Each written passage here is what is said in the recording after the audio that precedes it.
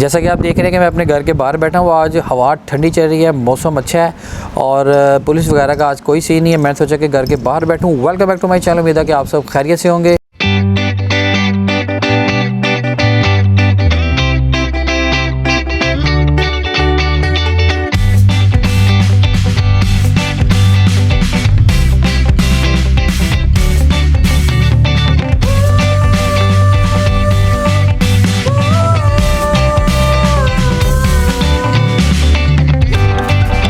Thumbnail से तो आप लोगों ने अंदाज़ा लगा लिया होगा कि आज के वीडियो का टॉपिक क्या है। असल में काफ़ी दिनों से मुझे कमेंट्स आ रहे थे अपने पाकिस्तानी बहन भाइयों के। जी वो पूछ रहे थे कि इस्तांबुल में जो कॉन्सुलेट ऑफिस है पाकिस्तान का, उस हवाले से थोड़ा सा हमें बताएं। उन्होंने कहा जी कुछ ऐसे कमेंट्स उन्होंने कहा जी आप अपना एक्सपीरियंस जो है वो शेयर करें।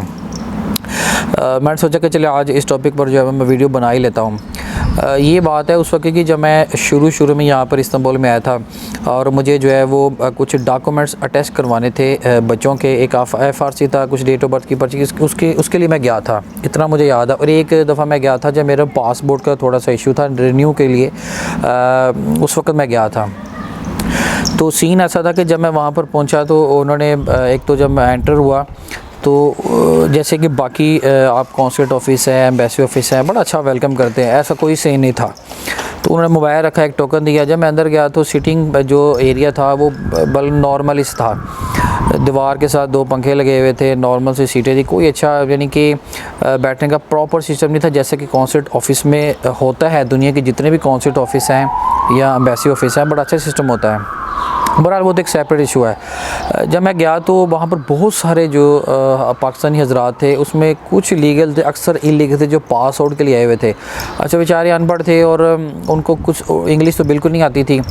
तो मैंने एक चीज़ वहाँ पर नोट की कि जो एक शीशा नुमा यानी कि अंदर ऑफ काउंटर लगा हुआ है और उसमें जो साहब बहादुर कुछ बैठे हुए हैं और वो ज़रा भी ताउन नहीं कर रहे थे उन लोगों के साथ, चूँकि वो वापस जाना चाहते थे पाकिस्तान, अपने आप को सरेंडर कर रहे थे। उस वाले से भी कोई वो ताउन नहीं कर रहे थे। मैं वहाँ देख रहा था, वो कह रहे थे कि जी वो दूर मशीन एक लगी हो छोटी सी सिटिंग जो एरिया उसके साथ ही, उसके बाहर ही।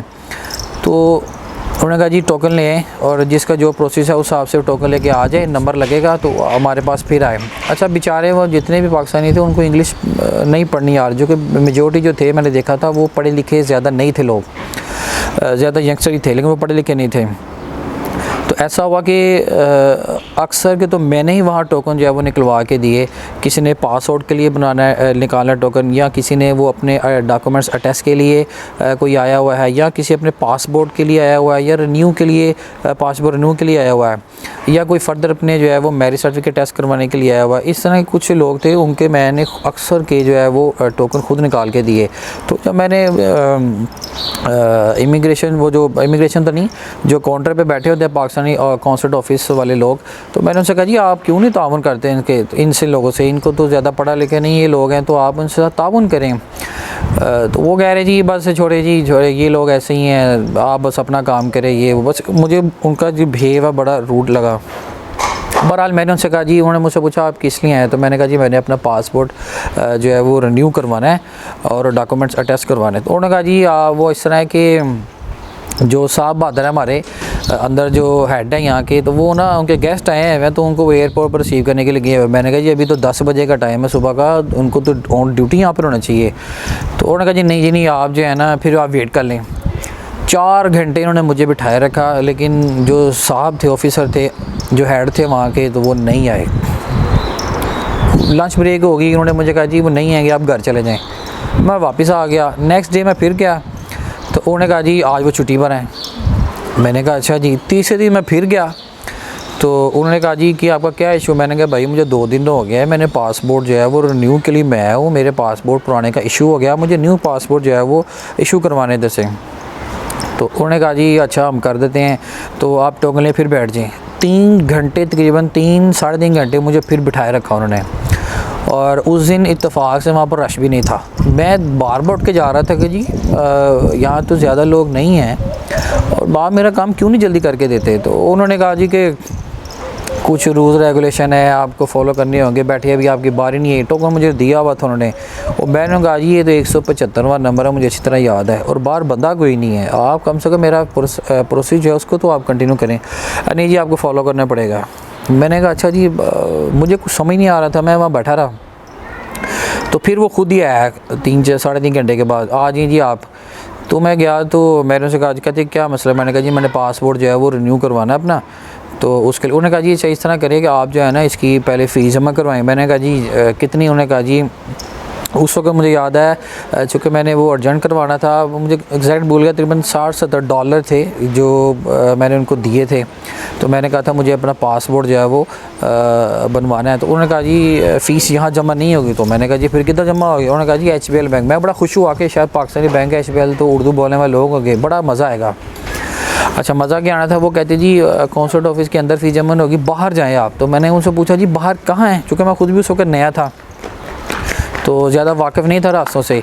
तो उन्होंने कहा जी आप किसी टैक्सी वाले से कहें वो आपको ले जाएगा। मैंने कहा भाई मुझे टर्किश लैंग्वेज नहीं आती, तो आप अंदर ही फ़ीस जमा करें। उन्होंने कहा जी हमारा सिस्टम नहीं है अंदर फ़ीस का, आप बाहर ही जमा करवाएं। मैंने कहा जी कम से कम इतनी मेहरबानी तो करें, आप मुझे कोई ड्रेस तो प्रॉपर। और नहीं जी नहीं, आप टैक्सी वाले से कहें, जस्ट उसने खिड़की बंद कर दी। तो मुझे बड़ा बुरा लगा, यार ये क्या मुसीबत है। बहरहाल मैं बाहर गया, फिर टैक्सी वाले से कहा जी कि मुझे HBL पाकिस्तान में गूगल ट्रांसलेट हेल्प करके उसको समझाया, वो मुझे फिर लेकर गया और मैंने वहाँ जाके फ़ीस जमा करवाई, स्लिप ली, फिर वापस आया काउंसिलर। जब मैं वापस आया तो उन्होंने कहा जी ऑफिसर जो है वो चलेंगे हैं ड्यू टू सम रीज़न, पता नहीं कोई अर्जेंट काम आ गया, चलेंगे आप कल आ जाएँ। मैंने कहा यार ये क्या फ़िल्म है। और बहरहाल मैं फिर चला गया। अगले दिन फिर मैं वहाँ पर गया तो और लोग बेशुमार लोग आए हुए थे, वो भी बेहंगम से, कोई लाइन नहीं लगी हुई, वो बेचारे कोस रहे। मैंने अक्सर उनसे पूछा भाई क्या बात है, आप लोग इतना शोर मचा। कहते यार ये हमसे जो है ना रिश्वत मांग रहे हैं हमारे पास आउट तैयार करने के लिए। कोई कह रहा है $10 दे दें, कोई कहता है $15 दे दें, फ़ी लड़के से इस तरह ये डिमांड कर रहे हैं। तो मैंने कहा यार ये तो बड़ी बुरी बात है। और बहरहाल वो कहते ये काम नहीं कर रहे हैं, मेरे रोज़ बुलाते हैं, लटकाए जाते हैं, बस जो पैसे देगा उसका काम करेंगे, या कोई शोर मचाएगा उसका कर देंगे। ये उन लड़कों ने मुझे कहा, मैंने अपनी आंखों से नहीं देखा किसी को। उन लड़कों ने कहा जी यहाँ पर ये सीन चल रहा है। मैंने कहा अच्छा। बहरहाल जब मेरी बारी आई, मैं टोकन लिया हुआ था, जब मेरी बारी आई तो मैं गया, तो मैंने उसे कहा जी कि मैं कल इस तरह फ़ीस जमा करवाई, ये स्लिप है उसकी। तो उन्होंने कहा जी आप अंदर आ जाइए, हम आपकी जो है वो पिक्स वगैरह लेंगे। मैंने कहा ठीक है। जब मैं अंदर गया तो उनका कैमरा ख़राब था। आप इमेजिन करें कैमरा ख़राब था। तो वो उन्होंने कहा जी आधा घंटा लगेगा, इसको थोड़ा सा हम ठीक करते हैं। एक लड़के को बाहर से बुलवाया, पता नहीं वो क्या उसके साथ टिचमटा का लगा रहा, कैमरा उसने चालू किया। उन्होंने कहा जी आप बैठ जाइए सीट पर, जैसे अभी मैं आप कैमरे के सामने बैठा हुआ, आप लोग देख रहे हैं जैसे कि बिठाया। उसने 17 तस्वीरें ली। हर बार वो तस्वीर लेता था, कहते ठीक नहीं आ रहा, कभी कहते गर्दन कर दे, कभी कहते कि आपको फेस कर दे, कभी कहते नीचे कर दे, ऊपर कर, ठीक नहीं आ रहा, ठीक नहीं आ रहा। तो बाहर से फिर एक आदमी आया, उसने कहा सर आपने कैमरा जो है ना वो इस तरह थोड़ा सा टेढ़ा किया, आप अपना कैमरा खुद सीधा करें। तो मेरी भी हंसी निकल गई, यार इस बंदे को ये भी नहीं पता तस्वीर कैसे उतारनी है। बहरहाल तस्वीर मेरी ली उन्होंने, और उन्होंने मुझे एक फार्म दिया, उस पर कुछ बायोडाटा मेरा उन्होंने इकट्ठा करना था, नेम, सर नेम, पुराने पासपोर्ट की फ़ोटो कापी। इस तरह मैंने उनको तस्वीर भी एक एक्स्ट्रा लेकर गया था घर से, वाइट बैकग्राउंड की। अब मुझे थोड़ा सा बोल गया, पता नहीं मैंने दी भी थी कि उनको नहीं दी थी। एक्चुअली उन्होंने मेरी पिक उतार भी ली थी। और फिर उन्होंने कहा जी आप 25 दिन के बाद आप आके पासपोर्ट ले जाए। तो ये मेरा एक्सपीरियंस थोड़ा सा रहा था पाकिस्तानी काउंसिल ऑफिस के साथ, बहुत बुरा था। मुझे ज़रा अच्छा नहीं लगा, ज़रा कोऑपरेट नहीं करते ये लोग, और बड़ा रूड बिहेव करते हैं।